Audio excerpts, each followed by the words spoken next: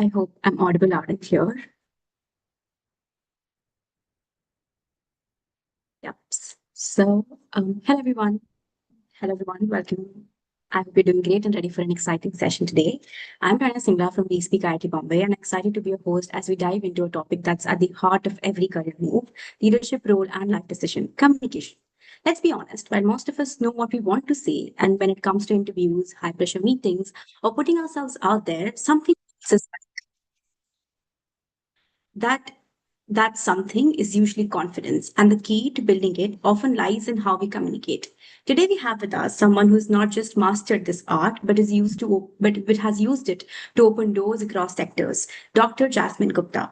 She's a triple gold medalist, a multilingual powerhouse, and a dynamic leader across banking, startups, education, and social impact. She currently leads at the global head at ThoughtSpot, a top 75 UN women leader at G20. She's a four-time TEDx speaker, an ETB FCI award winner, and has been named one of India's top 20 visionary digital leaders. From holding boardroom meetings to just delivering powerful speeches, Dr. Gupta has shown that strong communication doesn't just get you ahead, it earns you respect, responsibility, and reach. So if you ever walked out of an interview where you're unsure of how you did it, or wish you sounded more confident or in a conversation, this session is for you. Let's get started and learn from the best. Hi, Dr. Gupta. We're pleased to have you here, and we're Thank you so much. Thank you so much. And it's a pleasure to be here. So let's jump right in. You have been a triple gold medalist. You have learned three languages and still managed to find time for dance and music. Did communication and leadership come naturally to you, or was it something that you built over time? I think it took a lot of time, effort, and I think it was a long journey uh, of continuous improvement, which actually made me confident for the communication and leadership qualities that we talk about right now. So I would not say that, or maybe I don't even know whether it came naturally or not, but definitely I had to work hard for it. And that is one thing which is very good because it means that everyone can develop those skills through hard work, and it is a skill that can be learned, right? So, yes, when I started, I think I can share a few examples. In school, in the junior KG, for example, uh, in a fancy dress competition, I still remember I forgot my lines on the stage. At the same time, I think these are the incidents which actually prepare you for facing an audience, overcoming stage fright, talking in front of audience. And I think it started very early on for me. Having said that, it has been a long journey, and everything that I did while I was studying in school or while I was doing my college, I think everything just helped me build up on it.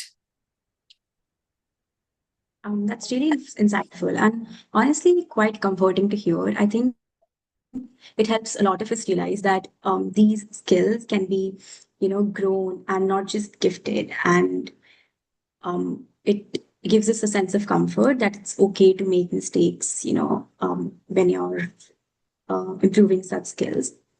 Moving forward, most of us have had that one interview we wish we could redo, or at least laugh about later. Any early career interview that went hilariously wrong or taught you something critical? Okay.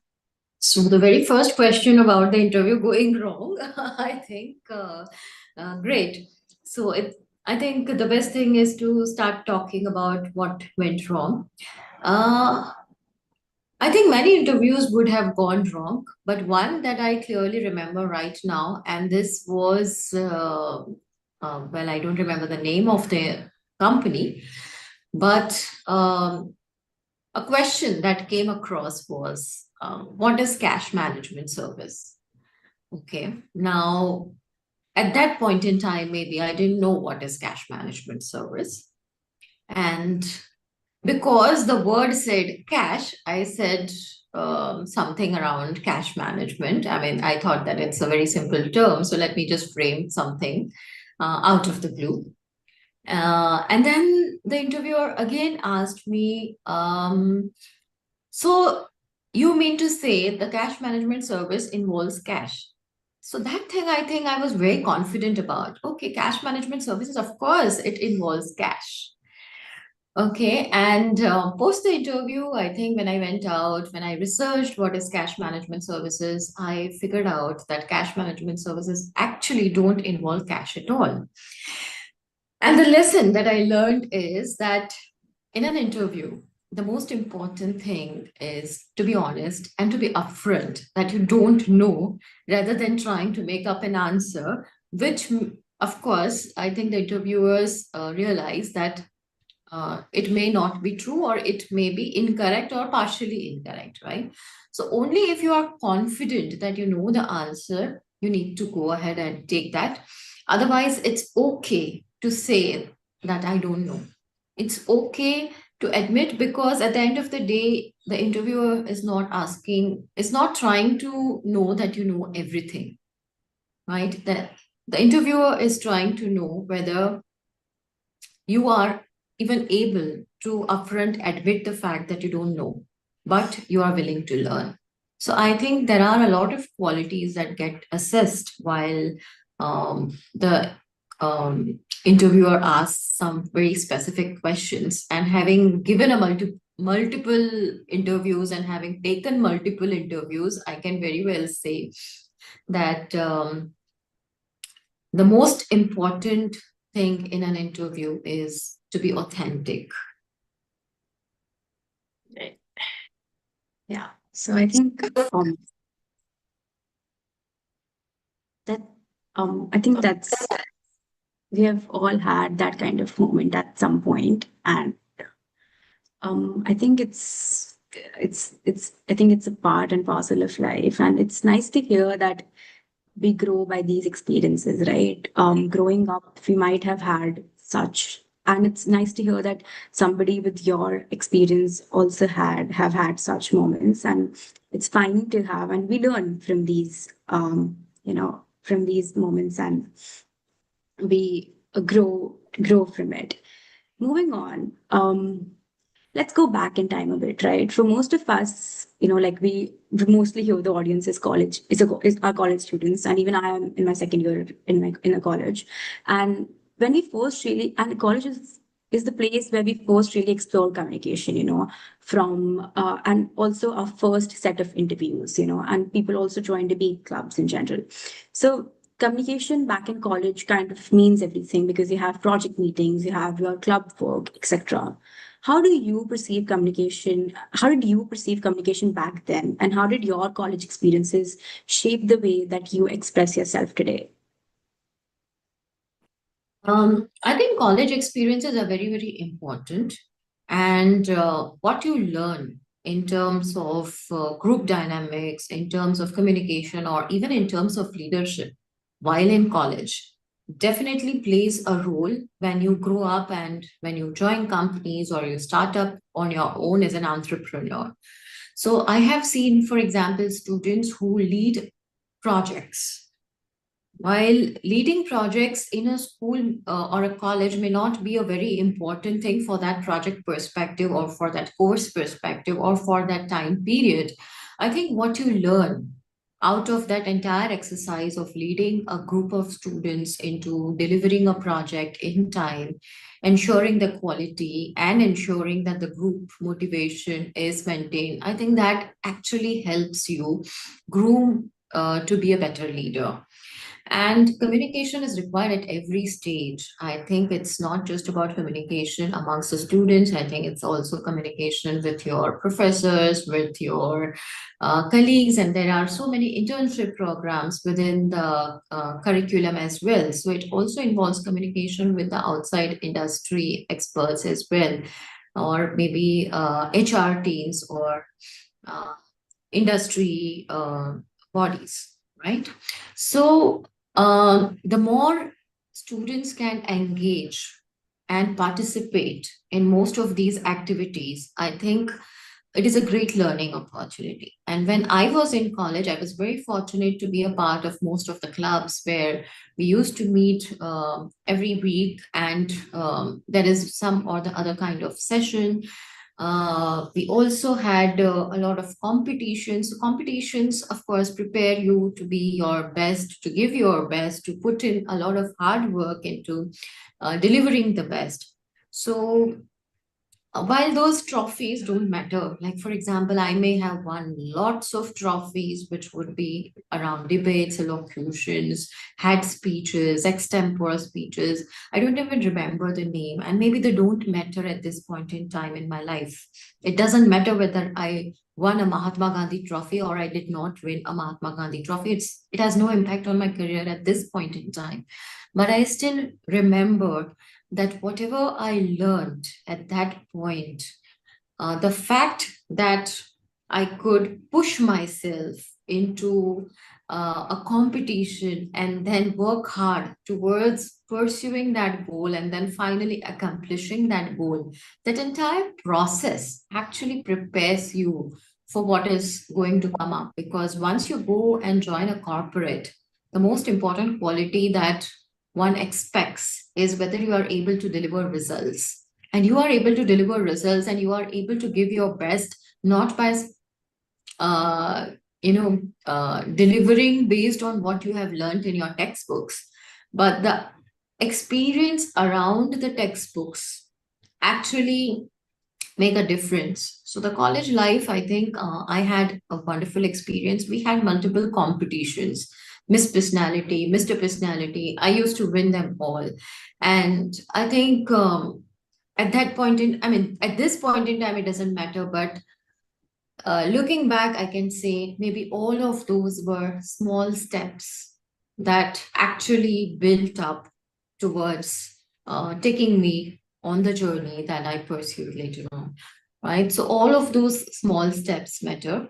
Also, I think many universities have exchange programs. So I may not know that you have student exchange programs or not, but in my college, I had a student exchange program with Otamon Gakuen University in Osaka, where I did selected and spent 3 months in Japan. I think those experiences also help students expose themselves to cultures which are different from Indian culture.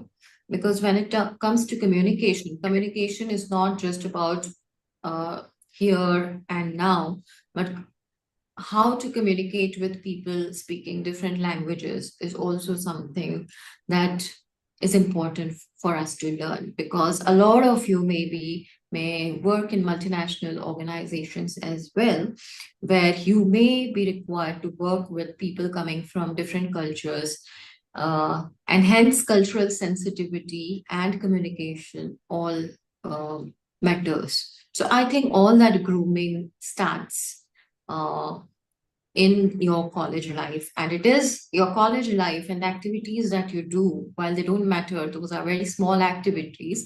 I think they eventually help you reach where you want to do, where you want to be.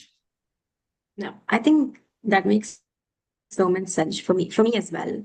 Makes so much sense because college is really where we all, test out who we are, and we do things that we might not pursue in the long run, but doing them kind of like, as you said, gives us like a step ahead, and how we sound doing it. And I think what we gain from this as an audience, and me as well, is that in your college life, do whatever that excites you, and take steps that you're scared to, because you'll grow, like as you said. I think I completely agree. Now Yeah, maybe especially right, for example, whatever you are doing right now. I think the conversation that you are doing right now, and maybe the conversation that you may be doing 5 years from now, it might be so different, right? So yeah, again, this is a learning experience, uh, I think, for students. So good. I appreciate the initiatives. agreed. Now bringing it back to the present, like especially for the students here today, including myself, I think I have given a set of interviews myself in my 1 year at college, and I think a lot of us feel this, that most students struggle in interviews not because they do not know the answers, but because they can't say them right. For example, sometimes students speak a lot, like they tend to speak faster, so they miss syllables, and they sometimes get lost in words. What's your advice to someone who understands concepts but lacks communication confidence? I think the best thing to do is, uh, since you know the concepts well, it is always good to prepare and practice. Right. Okay. So whenever you go for an interview, you don't know what questions will come, what the interviewer may ask, but I think it's easy for you to prepare in advance. The preparation may be extensive. You may have to create answers based on some questions that you may think the interviewer may ask. But I think that's a good step, especially in the initial years. As a college student, if you are giving an interview, your first interview or for your second interview, I think the most important thing is to prepare. So just imagine all the questions that you think based on your expertise or based on the job that you are applying for, you are expected to answer. And based on that, maybe it's also a very good practice to write down those answers. I know it is a difficult thing to do, right? Because in this age of ChatGPT, it is very easy for someone to just figure out any answer based on AI's help. But that is not the answer that you would be comfortable sharing with the interviewer, right? So rather than memorizing what AI has shared with you, I think it's important that you put the answers, because you know the concepts, you put the answers in your own words, you write them in front of the mirror so that you know that you will be speaking the right words in front of the interviewer. I think this initial practice goes a long way, right? So, for example, I'll be honest to share that whenever I delivered my first TEDx talk, I did practice in front of the mirror to ensure that my delivery is as good as my content. While my content is great, it's also important that the delivery of the content is equally good. And for that, I think it's important to rehearse and practice that whatever you are saying is clear, whatever you are saying is precise, you're not repeating yourself again and again. And whatever message that you want to deliver is delivered in the right tone and manner. So I think initially, in the first couple of interviews, it's very, very important for you to rehearse. And then I think you get used. In your 10th interview, you're not required to rehearse, or you're not required to prepare as much as you required in the first interview. But yes, I think those steps matter, that entire process matters, and that hard work definitely helps. So if I have to share my campus interview, HDFC Bank was the one that I joined through campus, and I prepared extensively for 2 days only for the interview, right? So, lot of preparation that actually makes you confident when you are in front of the interview, because then you are very, very confident that there is nothing that they can ask that you don't know. No, I think I completely agree. Even I practice before, giving an interview, and I think, as the good old saying, practice makes it perfect. Like you said, for a 10th interview, you won't require much practice, and I'll definitely keep that in mind. And I hope the audience also, especially as interviews start to feel more real for us, because somebody might be in third year, will be sitting for placements, or I'm in second year, I'll go for placements 1 year after. So I think that this helpful shift in mindset which you just talked about would help me as well, and I hope it helps the audience as well.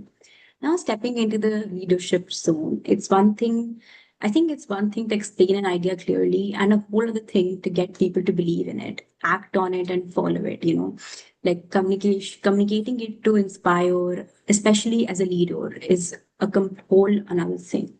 How being an entrepreneur, how do you distinguish between just explaining and truly communicating as a leader or a mentor? Um, I think explaining is the easy part. But the most important thing, and the reason why people will believe in you is only if you are able to um, explain with passion and authenticity, right? And that is something that you can't fake, right? So I have seen some very great leaders who are good communicators, not just because they are able to explain things well, but because they have so much passion for the work they do or for the purpose that they lead, that that passion actually is seen through their words, right? So it's not the words that actually matter the most in a communication. I think the way the words are delivered, the the emotions behind those words uh, also matter a lot. And um, people who have worked in the industry for so many years with so many people are easily able to see through whether you are genuine or you are not, right? So there's nothing that you can fake in a good communication. Yeah. Right. And even if you try to fake it maybe once, I think the impact is something that will make you realize that people on the other side, the reason why they are not buying into what you are sharing or they are not ready to follow your idea or the purpose is not because you were not able to explain well. It was maybe because you could not put in the right emotions into it. So when it comes to inspiring people, when it comes to leading people, I think it all starts with being authentic, genuine, and passionate. I agree completely. I think that's a powerful distinction. The shifting from explaining to inspiring is something we all aim for because a lot of people go for entrepreneurship in their, after they finished college, and when they want to pitch an idea, they have to put the emotions right because, as you said, it changes a lot of aspects. But of course, moving forward, not every conversation is smooth or inspiring. You're a CEO yourself, you've taken interviews yourself, and you've also, have had team members where you have to. So like not all conversations are easy, especially when you're managing people or partnerships. How do you handle high stakes or difficult conversations with team members or stakeholders?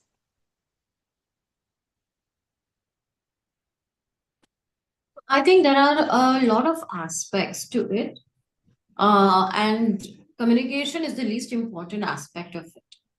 I think how, when, where the communication happens, everything matters, right? So, if, for example, it is a communication related to asking an employee to leave, for example, is never an easy conversation, right? Having said that, how it is delivered? Is it delivered over a phone call? Is it delivered over a video call? Or is it delivered in person? I think matters a lot, right? So, choosing the right time, place, mode of communication, I think that's most important. Second thing is, I think when you are, again, it comes to being authentic. When you are authentic about what you are sharing, uh, it becomes easy for you to communicate.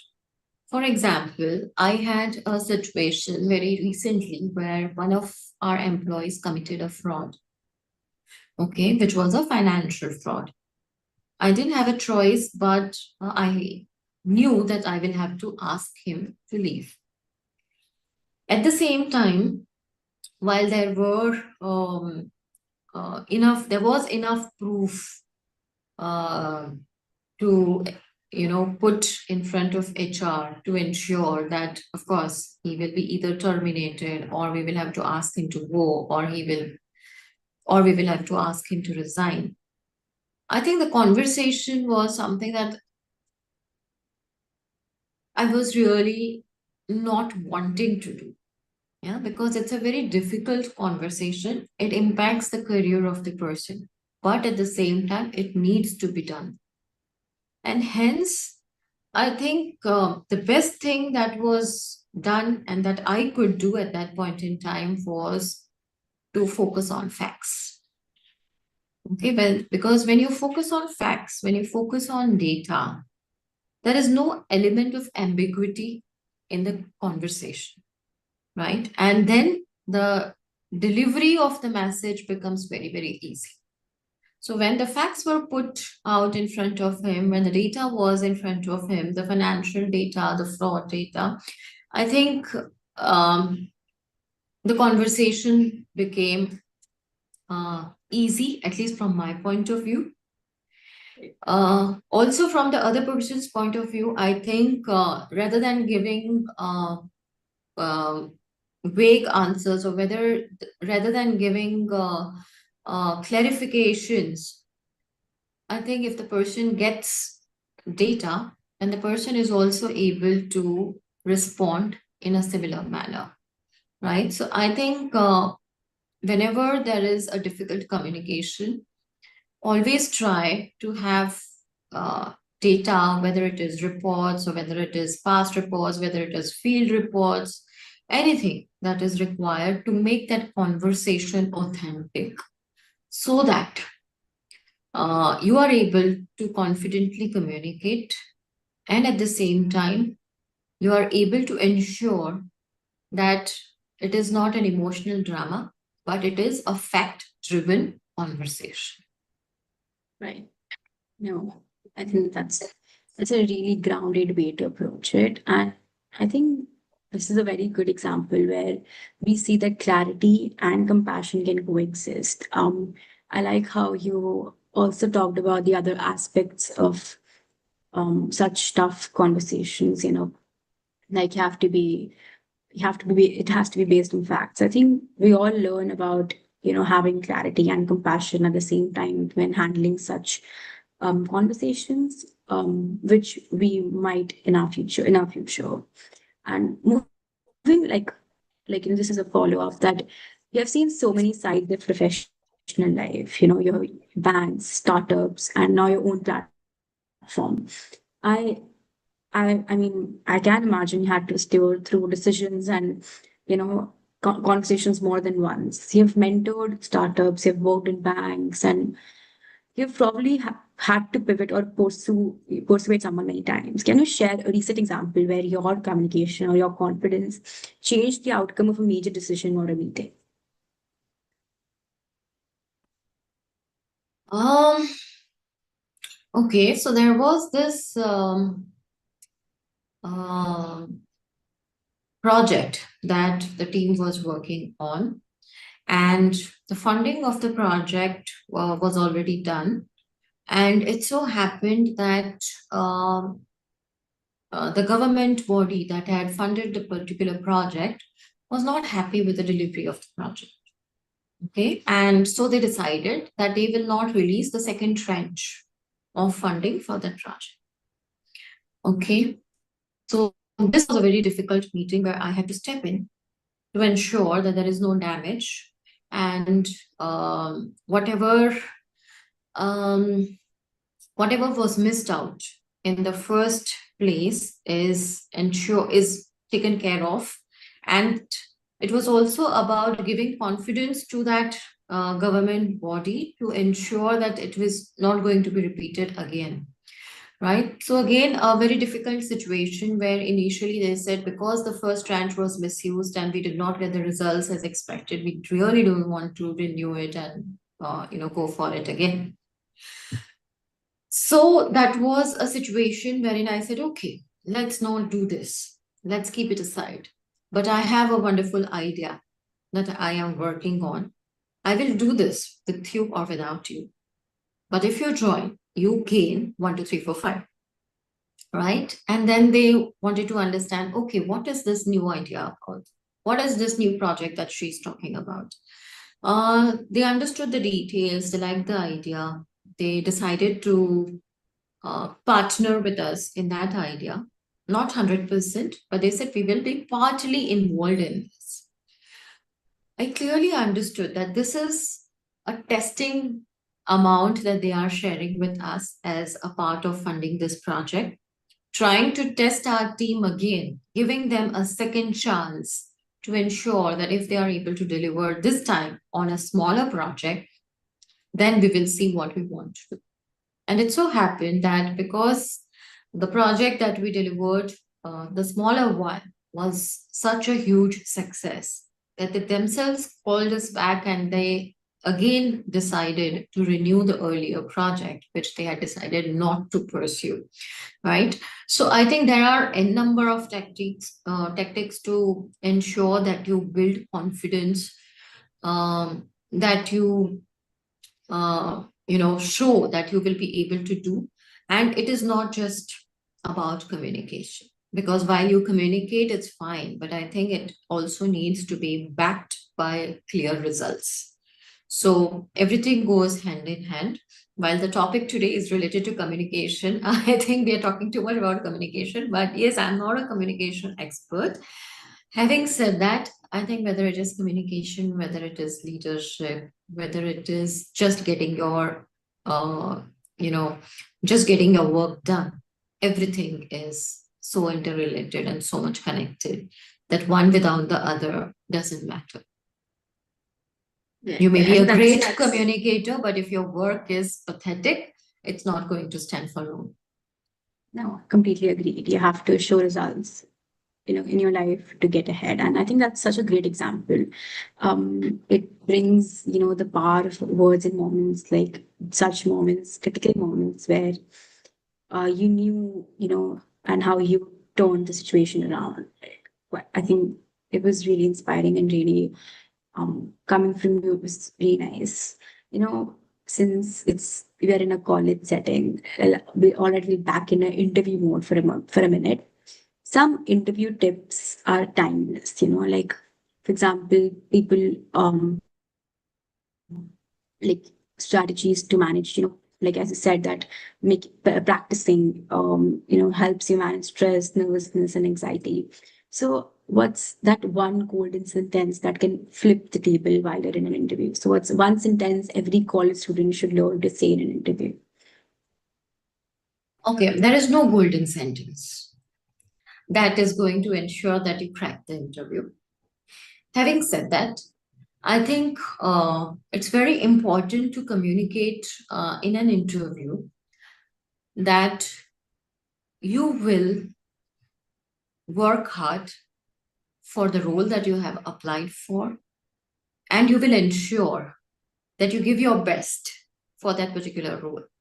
Now, in what words you want to communicate that, it's up to you. But I'll give you one example. I had taken interview of one relationship manager.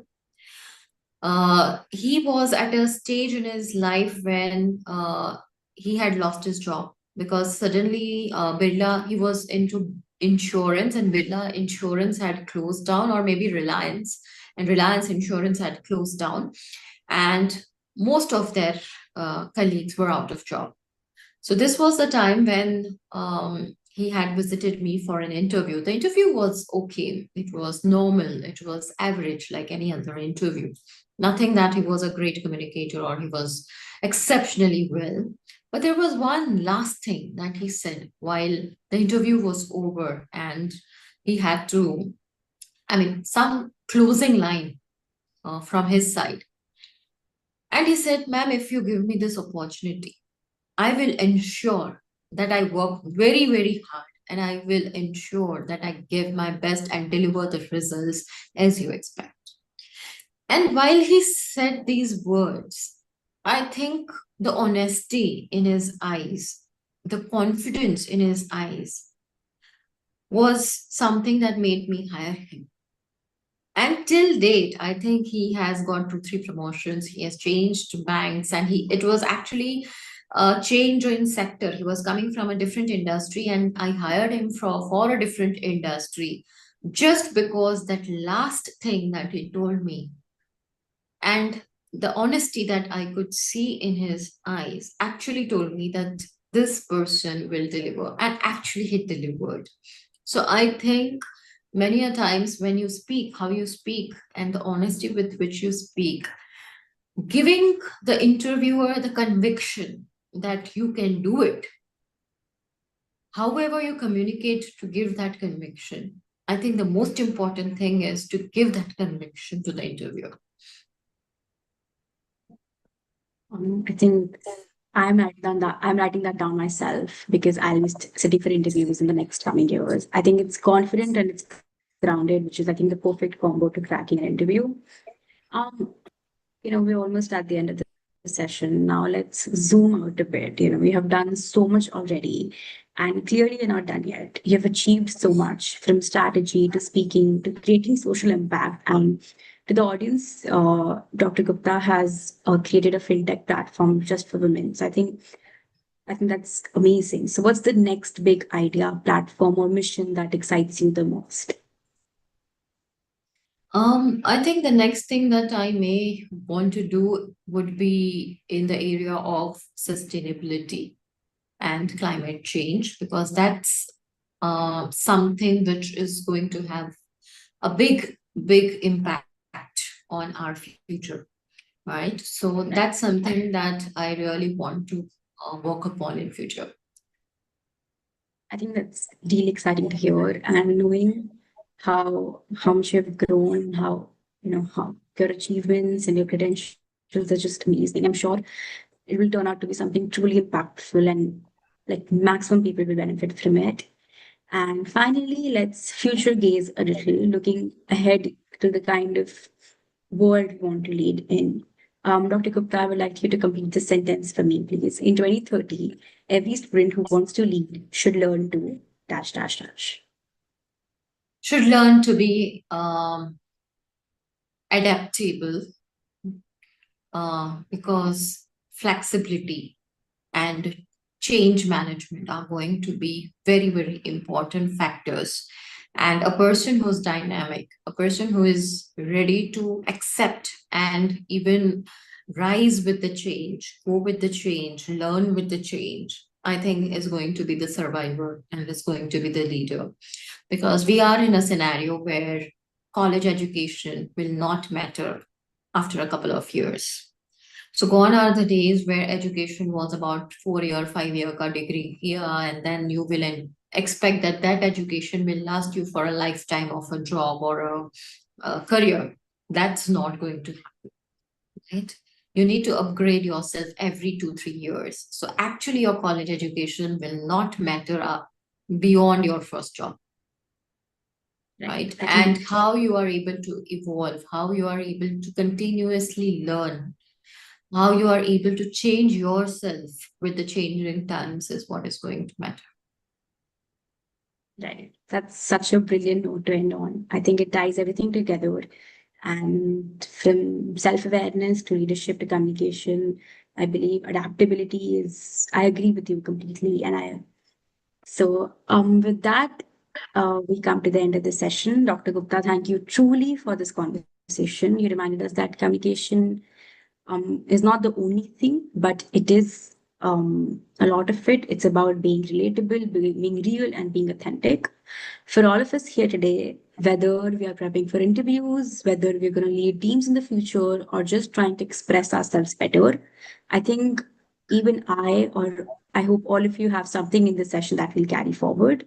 Thank you once again for joining us. And to everyone here, we'll see you at the next We Speak session. Until then, speak with confidence, and lead with clarity. Thank you very much. Thank you so much. Best of luck to all of you. Thank you. Thank you.